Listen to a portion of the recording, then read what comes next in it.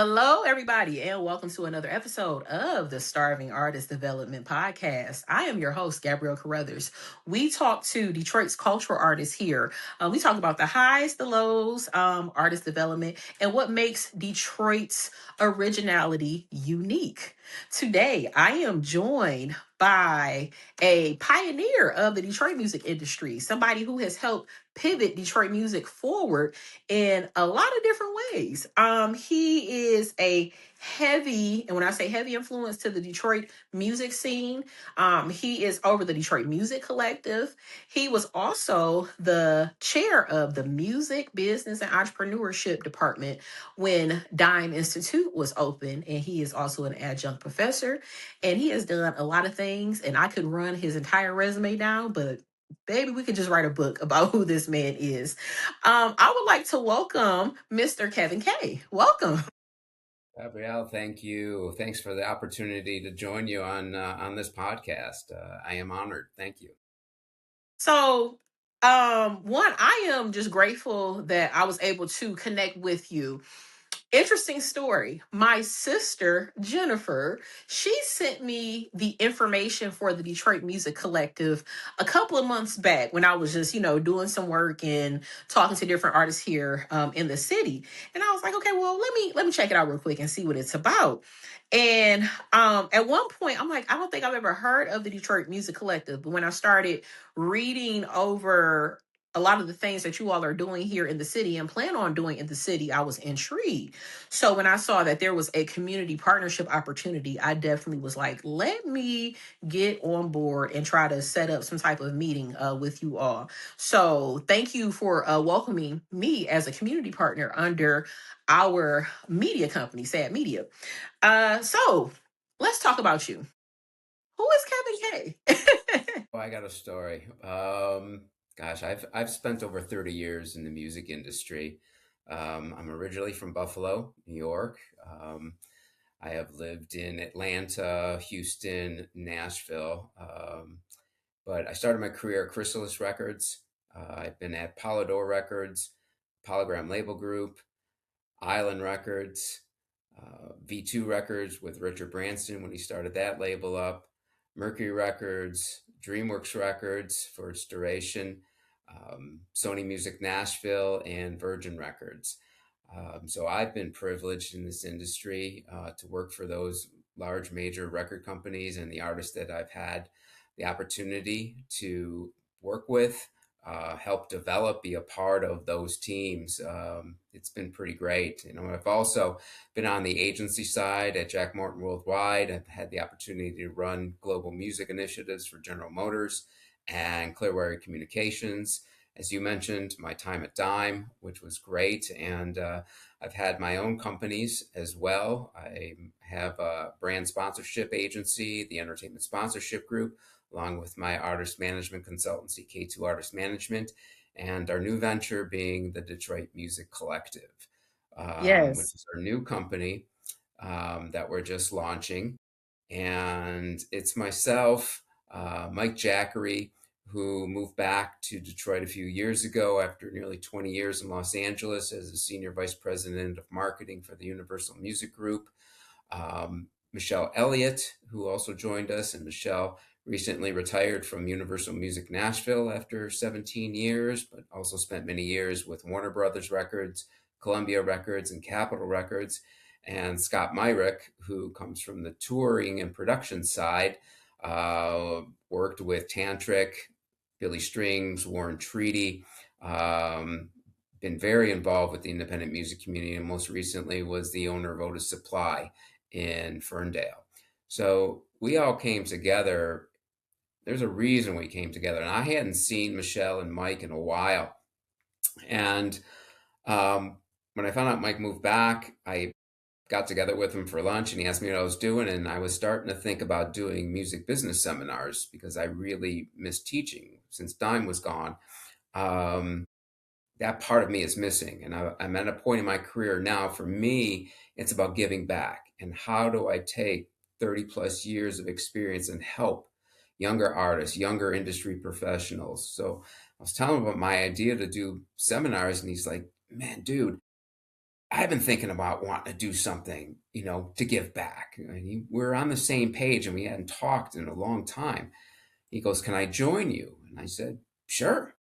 So a few weeks later, I go to a show at Otis Supply, and I don't know Scott yet. So I'm at the show, and who walks in is Michelle. And I hadn't seen her in a long time. She goes, "What are you doing?" I go, so I told her what I was going to do. And she goes, "Oh my gosh, I just retired from Universal Music Nashville and I'm looking to try to give back and do something." I go, "Okay." She goes, "Can I join and help?" And I'm like, "Sure." She goes, "I want to introduce you then to Scott, who owns this venue." So we all four of us got together and it was just instantaneous. I mean, we were all on the same page, really never talking to each other. And so then, we were going to do the seminars, but I just said, you know what? I've had this idea for a company. And I've had it since I lived in Nashville and worked at Sony Music Nashville. And when I came back here, thought, man, there's just a hole here. There's no Mm. organization to truly help independent artists or industry professionals grow viable and sustainable careers. Now, then Dime opened, and I thought that could be that epicenter organization, and tried to have the conversations with the powers to be there to be more than just a 4-year college, to actually do what the Music Collective is going to do, but they didn't want to go down that road. And now Dime is gone, so the whole sits.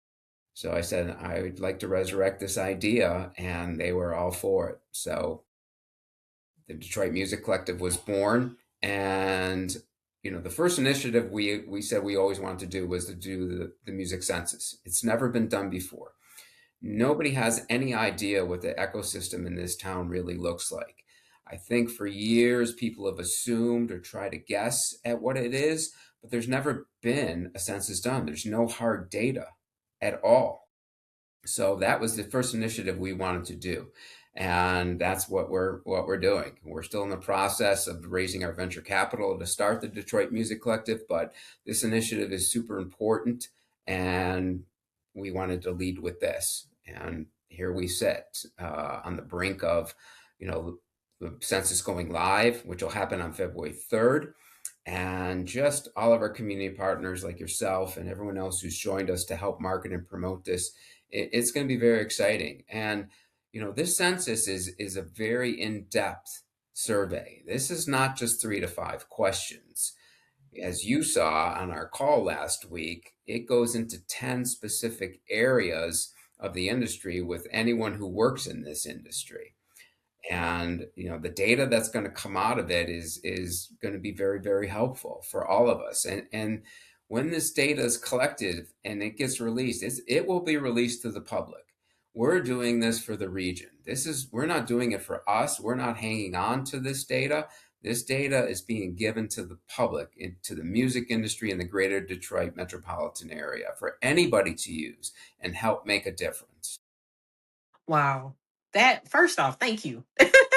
Thank Yeah. you for collaborating with your colleagues on something that one, the city has been missing for quite some time, and two, with the unfortunate statistics of Flint and Detroit being one of the top poor cities in America, but knowing the type of not only just music, but culture we produce here as a whole, and how Detroit has literally not only shift but move the culture forward nationally.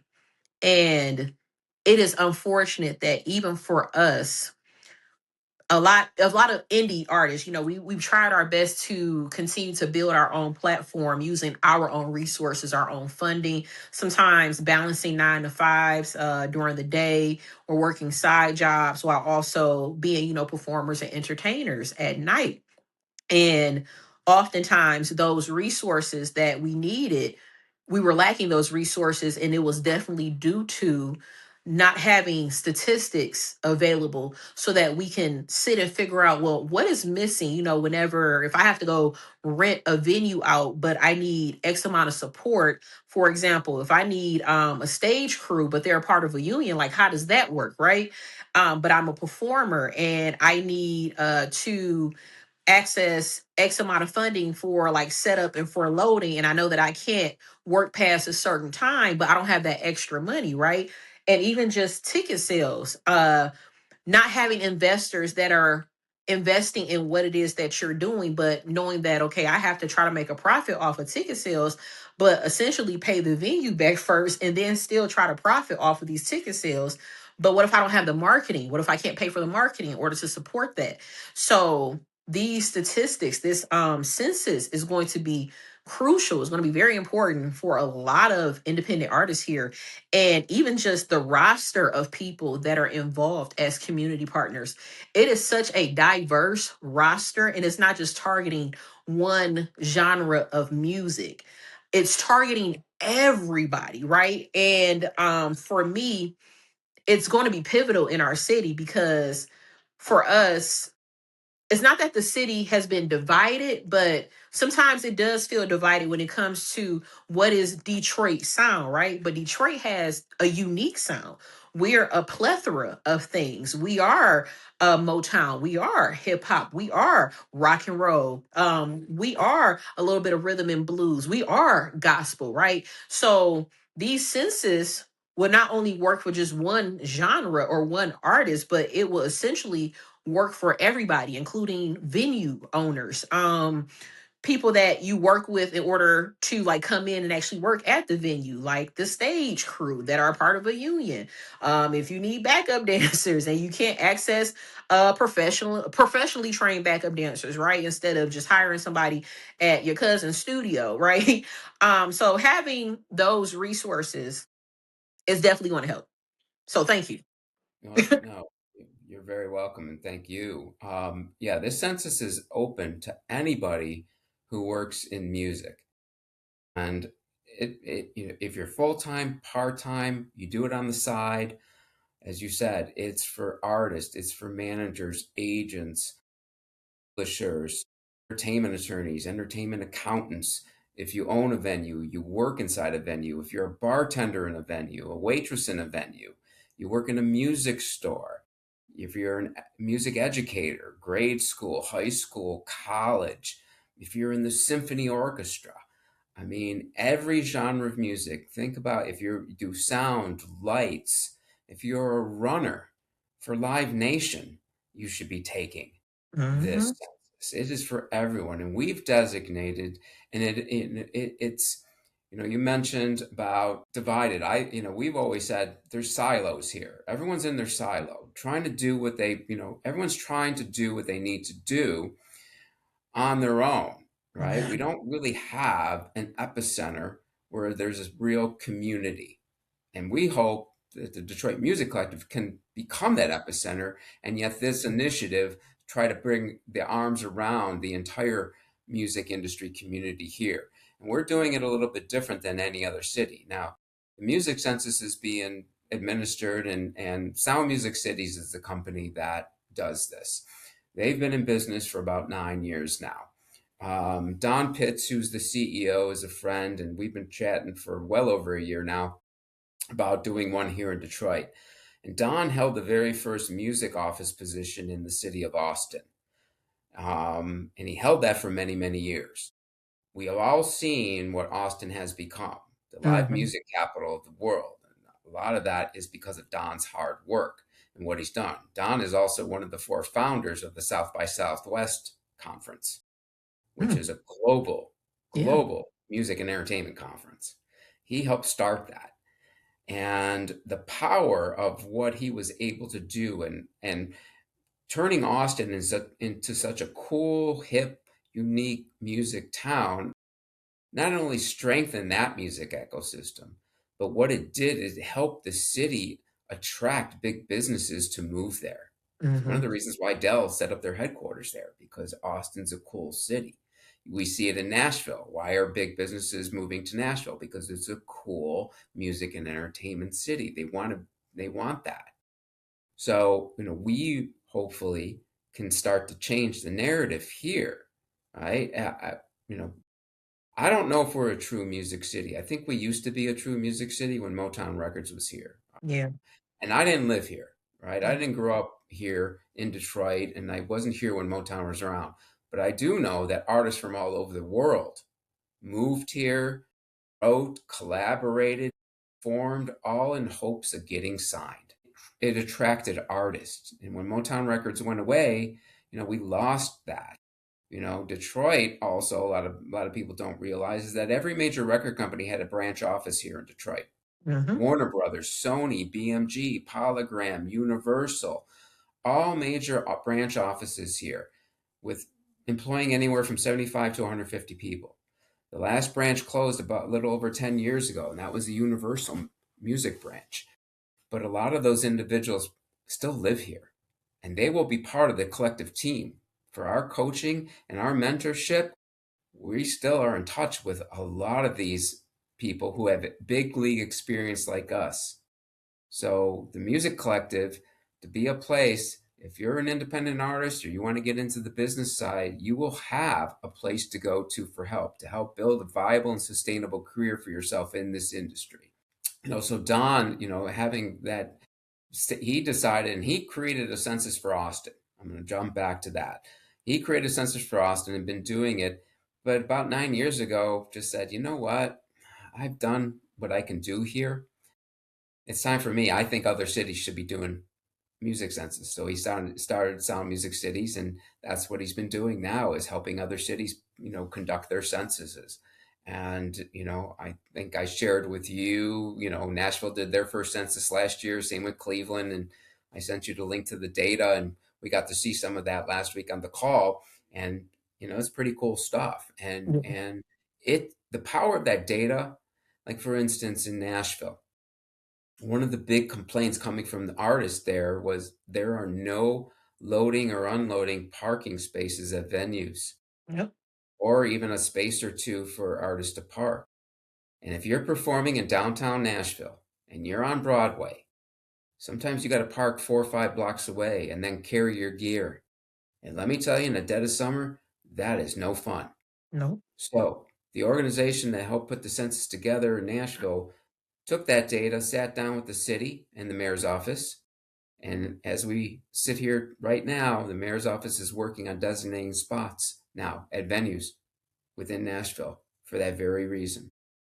So that's the Okay. power of what that data can do in a city. In Cleveland, and this is even a bigger example. In Cleveland, the data came back and they were floored to see how many venues had closed over the last 3 years.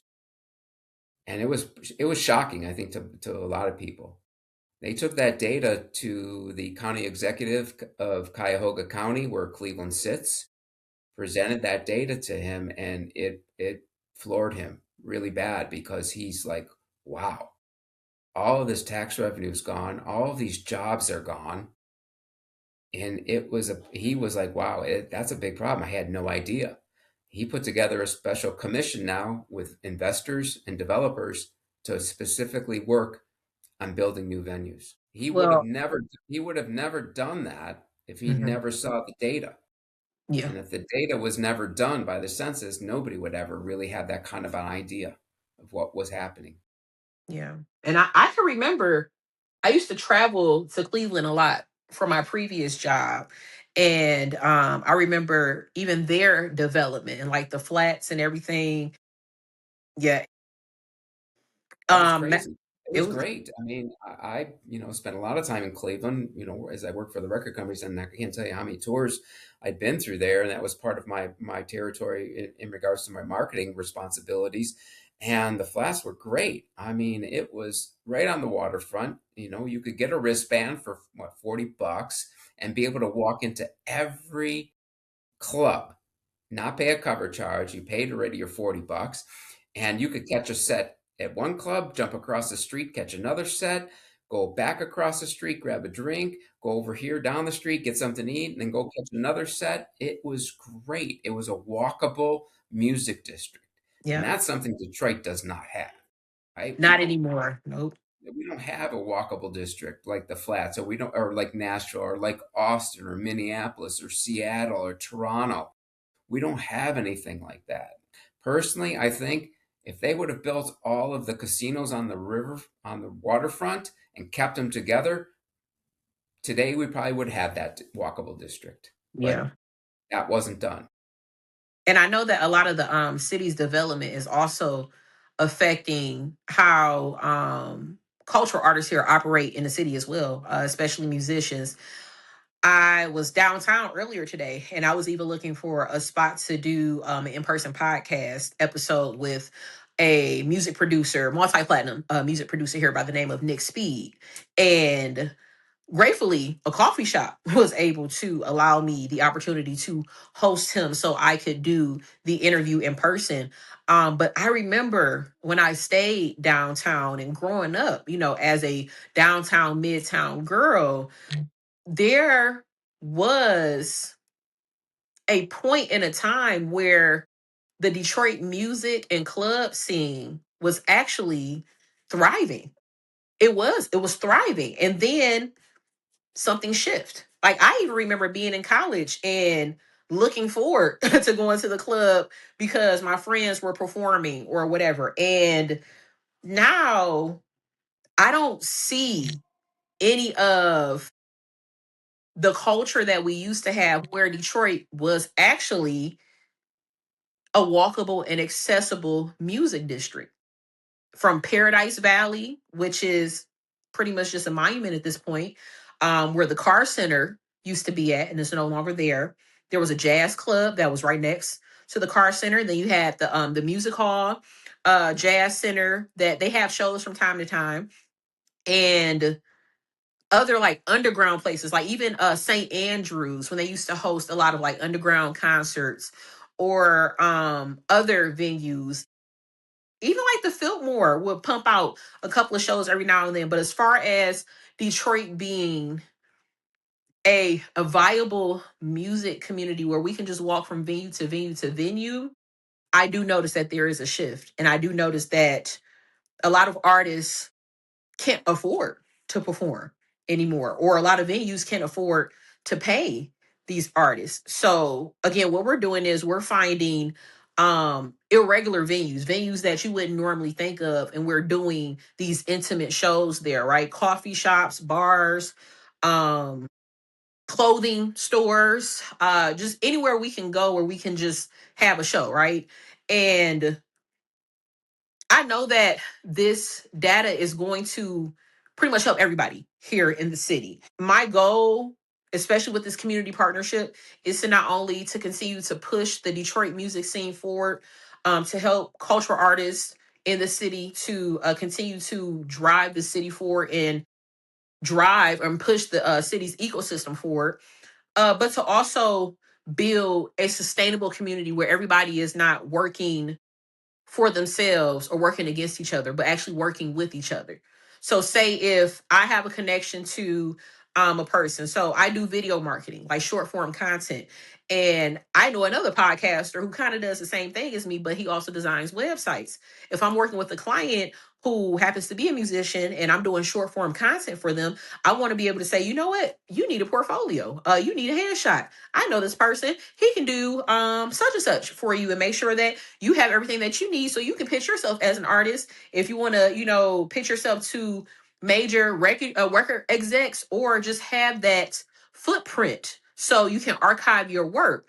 And it should be like that, period, right here in the city. But unfortunately, you have some people that want to collaborate, and then you have some people that are just, I'm gonna just get it the best way I can get it because it's the Detroit of me type of thing, right? So this census that you guys are ultimately curating for the city, I know is going to help move the city forward. What I also do pray is that the city of Detroit gets on board as well and starts paying their artists. Because I'm also coming, I keep running into people where they're saying, hey, we're working with the city and they're not paying us. We're doing these shows. We're doing murals here around the city. We're supposed to be commissioned for our work and we're not being paid. So hopefully when we continue to build this community and move this ecosystem forward, not only will the Detroit Music Collective help carry out that mission, but we can definitely rebuild Detroit's ecosystem for sure. And that's the goal, right? We need to strengthen the ecosystem. And if that becomes stronger, it'll drive economic development. And, with the census, we want, we're trying to get 5,000 plus people to participate and take this survey. And that's why we've designated, a 75-mile radius around Detroit, which is bigger than any city's ever done. You know, we thought it was important to not exclude any of those counties. So our area is covering 10 counties, all the way from Toledo all the way up to Flint, Saginaw area through there, and as far west as almost hitting Lansing. When we looked at everything, we thought basically that is the greater Detroit metropolitan area. And there is people doing music business throughout those counties, crossing county lines, and it would not have been fair to exclude any of them. That's why we touch as far as almost Lansing. Now, Lansing is, its own thing, and they should do their own census. Grand Rapids should do their own. Kalamazoo should do their own. I think Traverse City in northern Michigan, they could do their own up there. They have a lot of cool things going on. So that's why, we're looking at this big area for people to take this. And, we're asking, we need to get as many people as we possibly can, because that's how our data will be better. The more people who take it, the better our data will be. And we want people to be honest in their answers. If there's a problem, say it. If you've got frustrations, say it. If something good is happening, say it. Use your voice. This is the opportunity, because the only way change can happen is if we know that there is a problem or there is something good happening. How do we, build on that? It's the only way. So we want people to be honest with their answers, and say it loud and say it proud. This is what we're doing this for. Awesome. Awesome. I remember you saying that you are a Buffalo transplant. When did you finally decide to make Detroit your home? I was working for Island Records at the time, and I was in Houston, Texas, running the Southwest region down there, and an opportunity. The girl who was based here in Detroit decided to leave, and I had talked to the president of Island Records and said, "Hey, I want to put my name in the hat to get promoted and go to Detroit." And he said, "What? No, no, we got plans for you. There's something." I said, "No, you know what? At this point, I want to get back up north. I was kind of tired of Texas already, and I knew it was differently down there. And when I was in Houston, like, I ran everything out of my house. Like, I didn't have an office. I didn't have assistants. I didn't have anything. I ran that entire 6-state territory on my own. And I was like, I wanted to get back to a branch office, because when I was in Atlanta, I worked out of the branch office there. And I put my head in, and he pushed back on me and didn't want to promote me to Detroit. And finally, I had one more conversation with him. And I said, "Look, if you include Buffalo and Rochester as part of my territory, I'm probably the only person in this company who will go there with a smile on their face and a dead of winter." Mm-hmm. That's true. That's And he true. cracked up and he said, "Okay, you sold me. You're going to Detroit." So that's, I got promoted, and that's how I came here. And then, I left. When I got the job with Sony Music Nashville, I left and lived in Nashville for a couple of years, until that consolidation happened and they eliminated my position. And then I moved back here. Well, I know as a Buffalo transplant, there's a young lady who I interviewed. She's actually a Brooklyn transplant. And we talked about New York and Detroit kind of being sister cities. They're one and the same, but they're also unique in their own different ways. I visited New York in 2018, finally, and the second day I finally understood the hype. I understood why New York was such a unique place and why it was so special. I understood the grind. I understood the grit and the tenacity that a lot of people have out in New York. And I could see a lot of that even, in Detroit.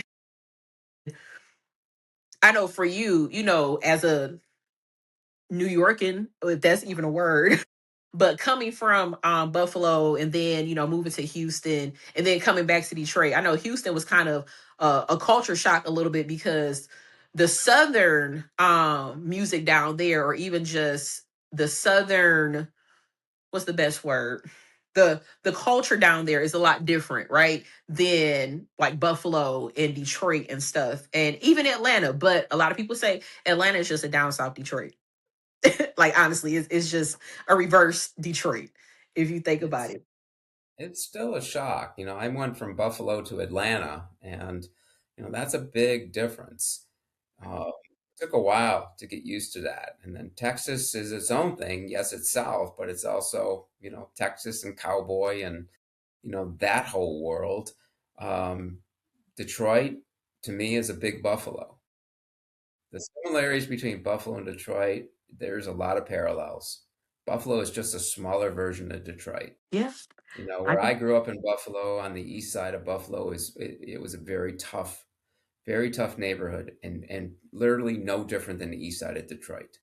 I mean, I look at the east side of Detroit, I'm like, man, looks like my neighborhood, rough and tumble, and barren in many respects, and Yeah. that's just the way it was. So I came to Detroit. It was extremely comfortable for me because it Mm, really did remind me of Buffalo. But living mm, down south, gives you a different perspective as well. I mean, things are different there. You do business differently. I got to say, though, down south, from, working at the record companies, they were always more objective to playing newer music faster. mm. The Midwest and up north, they were a little more conservative. So, there were artists and songs that, we were working that were already exploding down south that up north That hadn't even. finally made its way up north. I noticed that trend. Yes, yes, I So noticed that it takes trend. it's a little more conservative up here in that regards, but you can't deny the talent that is here in Detroit and within the entire Michigan region. It's amazing, and the more I listen to, we talked a little bit earlier about the Sonic Coast, which is that online radio station and app, and 90% of the music that is programmed on that are Michigan artists. I am floored every day that I hear something new and I got to stop and look and see, wow, that's a Michigan artist. Hmm. And I'm just floored by how good it is. So if you had to pick a genre of music that is represented here in Detroit, what would you describe as Detroit sound based off of your experience here? Anything with an edge, be it rock, be it hip hop, you know, we talked about Decipher earlier, and Neat Campbell and her band. She described it to me as hip hop meets Rage Against the Machine. Hmm. She performs with a live band, and very intrigued when she texted me the other day and said she's got a new song, and I'm like, please send it to me. I really want to hear this because I'm a rock guy originally. Um, but I think anything with an edge and anything that with a hook or a beat, you think about, all of the different genres that have made Detroit. Hmm. And I think sometimes from a branding perspective that the other genres don't get enough spotlight because Thank when you. you say Motown, I think anybody outside of this area, outside the state, outside this country, if you say Motown, one genre of music comes to mind, That's it. Yeah. and rightfully so. But what about everything else? So, the branding of Motown, I've come to believe that it needs to be expanded somehow to really encompass everything else. Yeah. So, I don't know, should it be called Motown and More? I don't Mm. know, maybe. Something, it's a conversation I've been having lately with some people. And ask anyone. When you say Motown, I think, the Supremes and Smokey Robinson, and, that era automatically is in your brain. But what about all the great big rock artists that have come out of here? What about this being the home of techno? And sadly, a lot of these great techno artists can barely get arrested here in Detroit, yet can go to other countries and make six figures a night spinning. Crazy. But they can't do that here. Ooh, you are literally speaking to my soul. You are speaking to my soul. And I thank you for bringing that up, because when I started doing the research on techno music, being that techno became popular in Europe, but knowing that it was founded by a few Black musicians here, and it took a long time for them to receive the credit or even the recognition, but it was respected in Europe. And what's unfortunate sometimes, even as a Detroiter, is that sometimes things don't catch well here until somebody else outside of our city says that, oh no, this is great. But sometimes we need our own people to champion, our culture and our music. And when you think about Detroit as a sound, it's a plethora of music, right? Motown may be what the body of Detroit, but it's not necessarily the soul of Detroit. It just happens to be the brand of Detroit sound. But like you said, if you were to go to like a Masonic temple, and how many historical rock concerts were held there, or even Harpo's. Nobody knows that Harpo's was like the mecca of the rock and roll venue. Then you Randy's travel. Ballroom. Randy's Yeah. Ballroom. Like At nobody that. knows this stuff.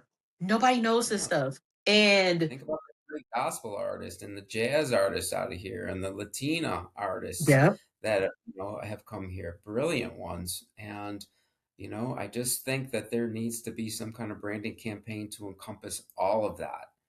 And look, Motown is the history, right? It's the foundation. There's so much more. So I don't know. Could there be a new branding campaign to start to put a spotlight more on all of that together, not individually, together, together. right? Individually, we go back then to the silo analogy, right? And let's start to, it's time for the community to come together as a whole. The silos have got to start to come down. The music community here needs to start to collaborate and work. When I lived in Nashville, it was one of the things that really opened up my eyes was the amount of collaboration that takes place in the Yeah. independent music community there. And even with, the bigger music community there, the bigger artists who are out there actually doing things with indie Mm-hmm. artists, and they're Mm-hmm. accessible. You could walk into a supermarket in Nashville and you can see one of the big stars and they're just shopping like everybody else, Yep. Yep. right? We don't see that here. We just don't. And I think it also depends on upbringing too. Your upbringing, your socioeconomic situation, um, and just resources, I think ultimately affects how we interact with each other to here in the city. And like I said, I know for me as a Detroiter and just working as a dance educator and, a choreographer and a performer my entire life, it's unfortunate that you kind of build a wall because you work with people that look like you and that say they're going to help you, but then they capitalize off of your intellectual property, right? So then you build this wall where community is no longer the option.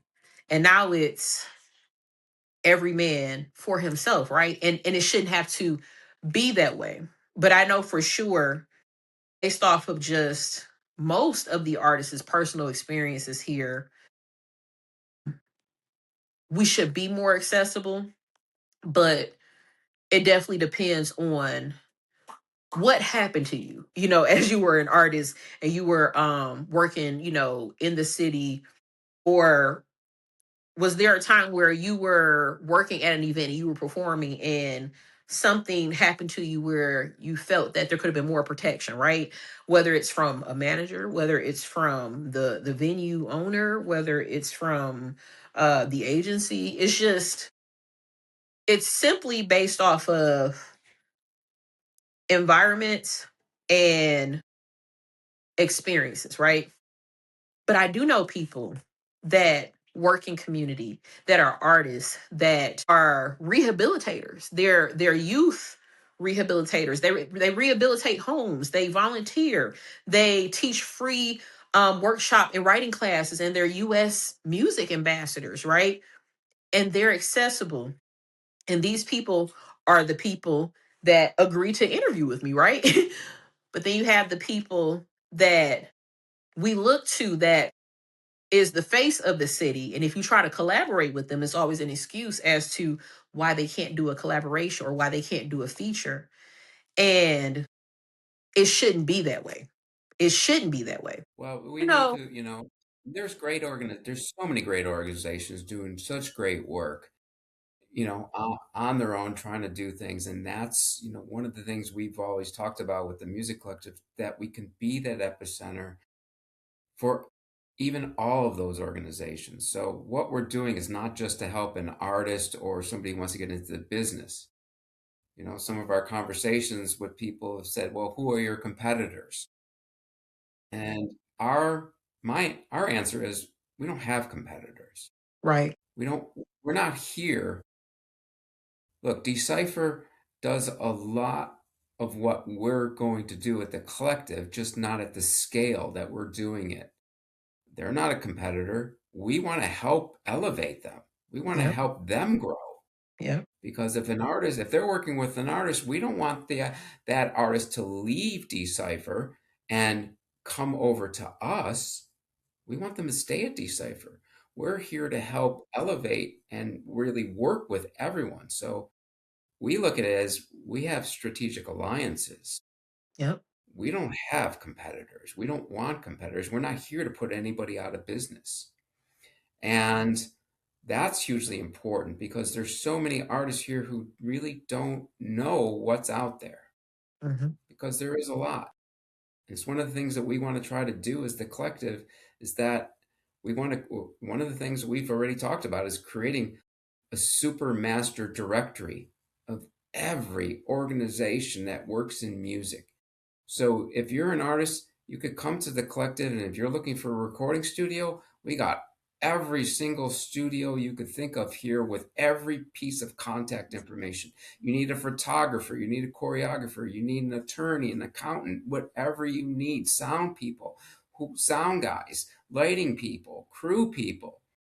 We're going to put that whole master directory together. So it's going to be there. So and I think what you're talking about too, look, sadly, this industry is filled with sharks and, distrustful people.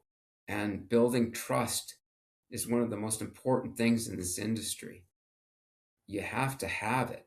Your credibility is got to be impeccable, Yep. because everyone's been burned.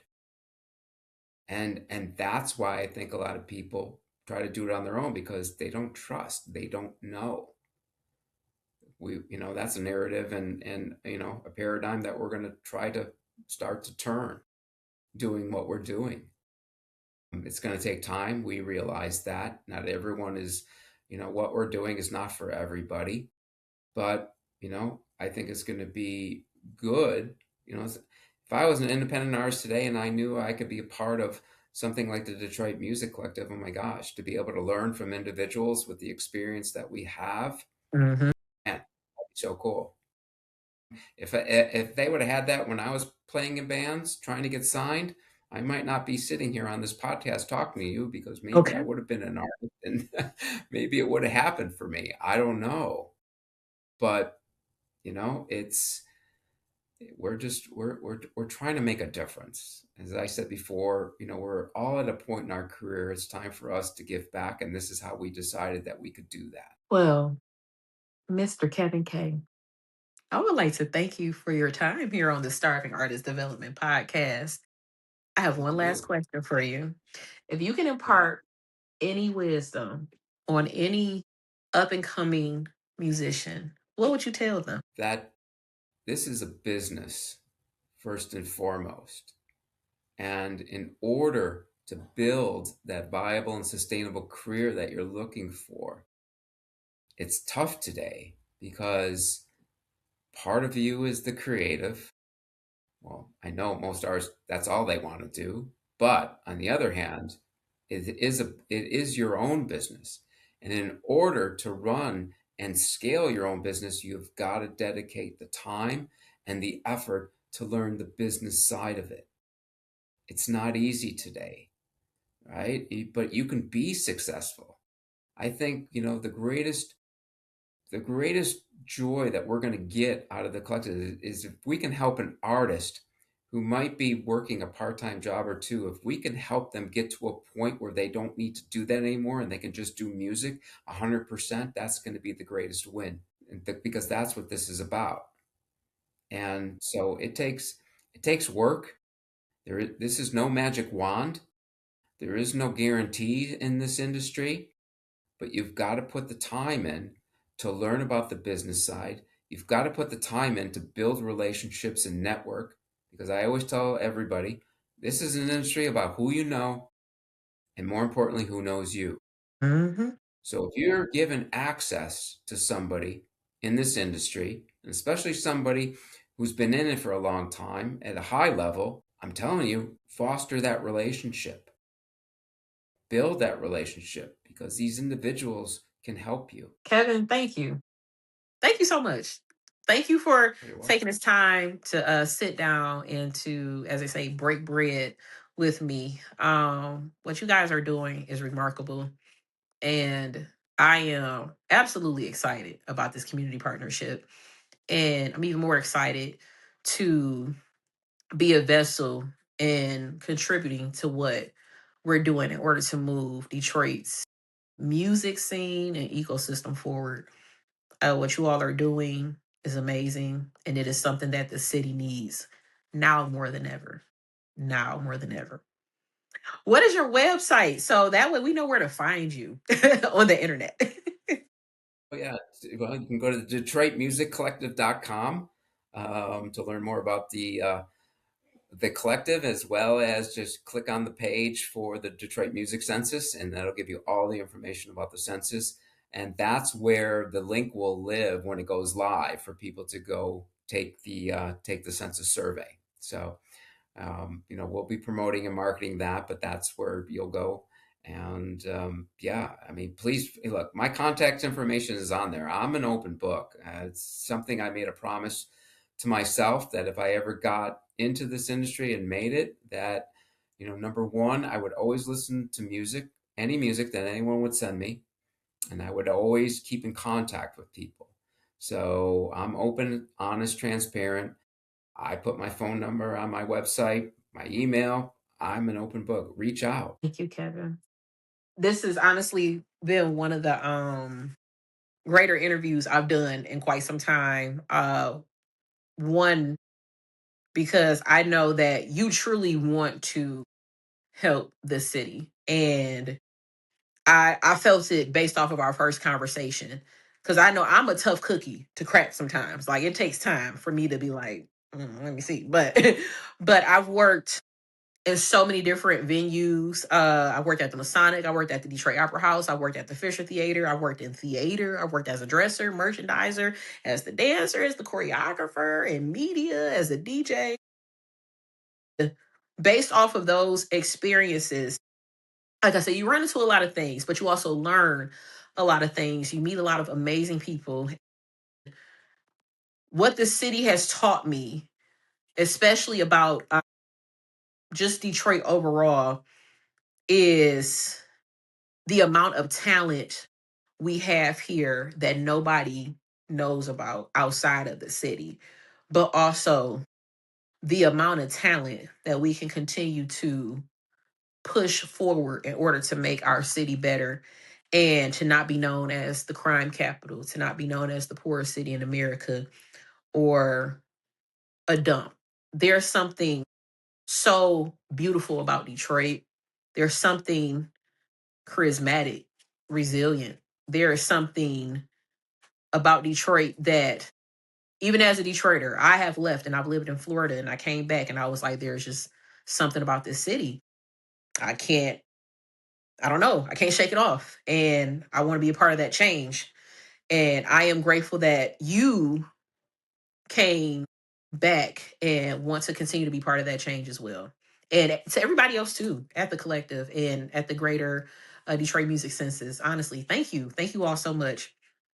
Um, We can't do it alone. Um, it takes a village to reach a village. And, we're grateful for all the community partners that we have and still getting people. Today I talked to a couple new ones and, they're aboard and yeah, it's great. People are really stepping forward to want to help, and the momentum and the excitement about this is it's been truly overwhelming. Every day, just getting emails and phone calls, and just you look at people, the community partners, and everyone's posting and sharing, and just looking at the comments, and there is a genuine groundswell with this. Absolutely. Well, thank you again, Kevin. Um, that is the conclusion of today's episode. You can definitely find us on Instagram at Starving Artist Development. You can also visit our website at www.starvingartistdevelopment.com. If you need any short form video marketing, you can hit us up too at info@starvingartistdevelopment.com. The full episode will be available on YouTube, and you can also listen to the full episode on Apple Podcasts and Spotify. Again, thank you all so much for joining us today on today's episode, and we look forward to kicking it with you all soon. Talk to you later.